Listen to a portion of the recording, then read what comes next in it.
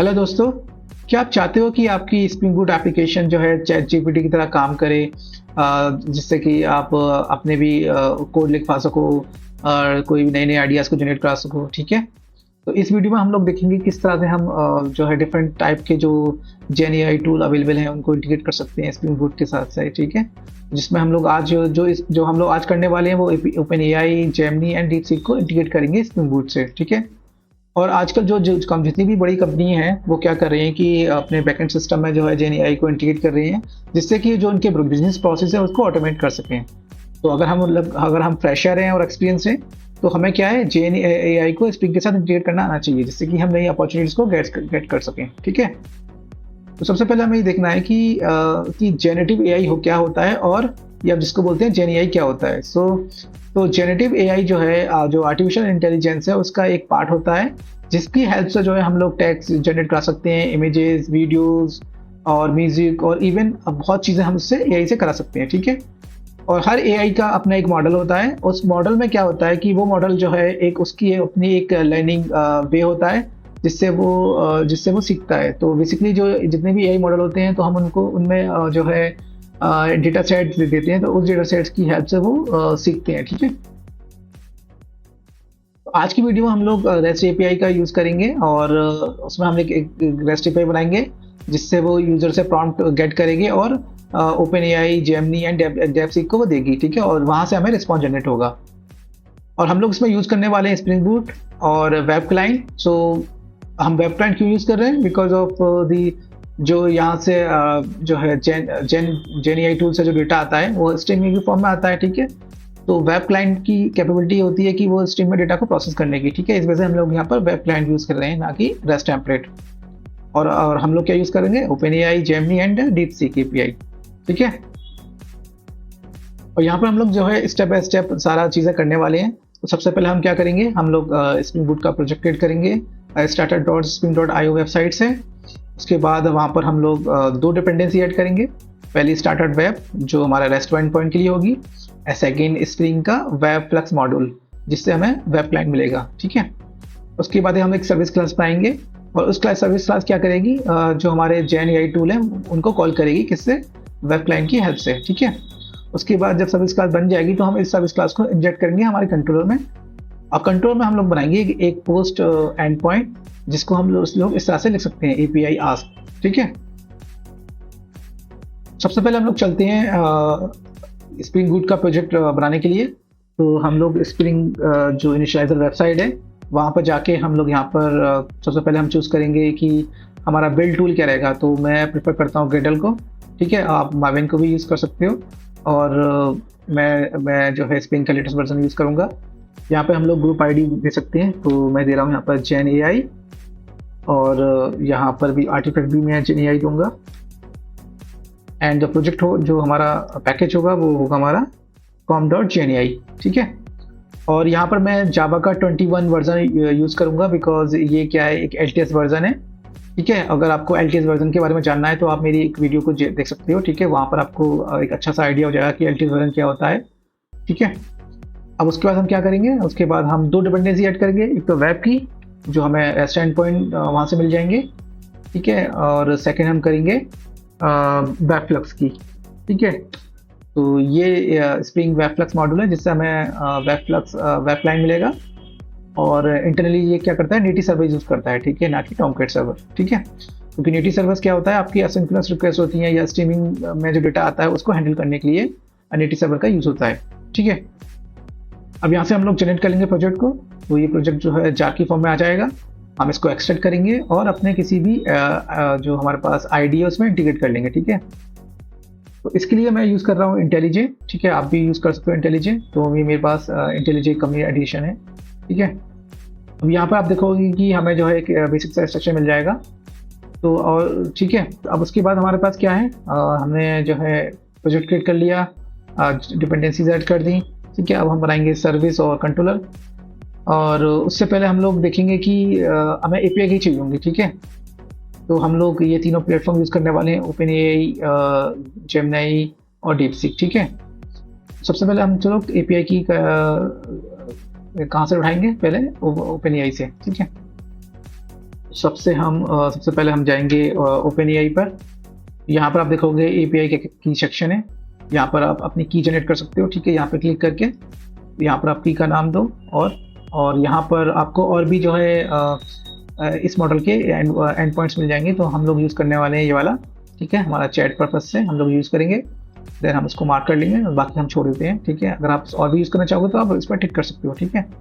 यहाँ से आप जब यहाँ से क्लिक करोगे तो आपको एपीआई की जनरेट हो जाएगी, ठीक है। और इसी एपीआई की को कहाँ यूज़ करेंगे, जो हमारी एप्लीकेशन डॉट प्रॉपर्टी फाइल है, ठीक है।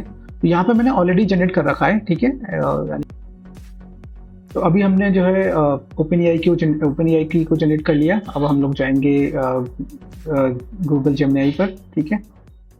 तो उसके लिए हम लोग ओपन करेंगे स्टूडियो, गूगल स्टूडियो।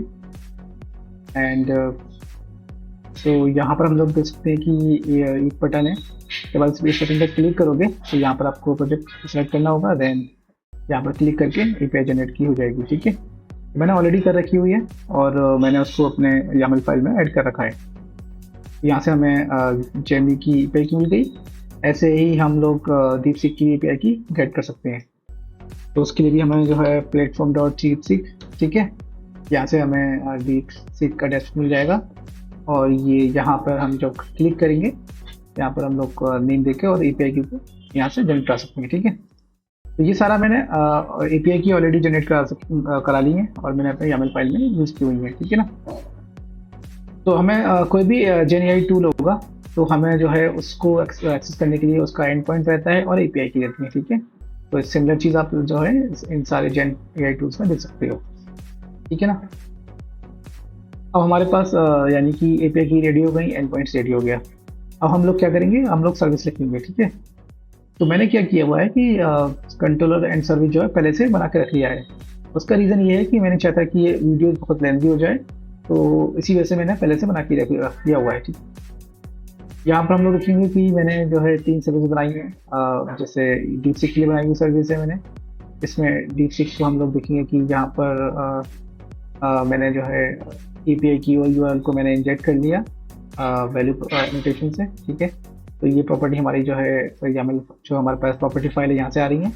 एंड मैंने यहाँ पर वेब क्लाइंट बनाया और इस वेब क्लाइंट में मैंने ये जो एपीआई की एंड यूआरएल है उससे इनिशियलाइज कर दिया, ठीक है। उसके बाद ये हमारे पास एक मेन मेथड है जिससे हम लोग जो हमारे पास प्रॉम्प्ट टाइप है उसको हम प्रोसेस करेंगे और उस प्रोसेस को मतलब कौन करेगा उसको बेसिकली जो है हमारे पास जो जेएनएआई टूल है, ठीक है। तो यहाँ पर हमने रिक्वेस्ट बॉडी बनाया जिसमें हमने एक कंटेंट टाइप का एक प्रॉपर्टी होती है जिसमें हमने प्रॉम्प्ट असाइन कर दी। और ये हमारे पास वेब क्लाइंट है जिसमें हम लोग पोस्ट मेथड यूज़ कर रहे हैं, ठीक है। यहाँ पर हमने रिक्वेस्ट बॉडी को असाइन किया। ये हमारा जो सेक्शन है यहाँ पर रिस्पॉन्स आएगा, हम उसको प्रोसेस कर रहे हैं, ठीक है। एंड ये जो सेक्शन है यहाँ पर अगर कोई एक्सेप्शन आता है तो वो हैंडल हो जाएगा, ठीक है। सिंपल कोड है, कोई मुश्किल नहीं है, ठीक है ना। सेम अगर हम लोग ओपन एआई का भी कोड देखेंगे तो सेम कोड है, ठीक है। हमने यहाँ पर वेब क्लाइंट बनाया एंड यहाँ पर एपीआई की और यूआरएल को रीड किया है। देन हमने वेब क्लाइंट जो है उसको इनिशियलाइज कर दिया हमारे टोकन से यानी और एपीआई की से, ठीक है। ये हमारा मेथड है जहाँ ये जो प्रॉम्प्ट है प्रोसेस होगी।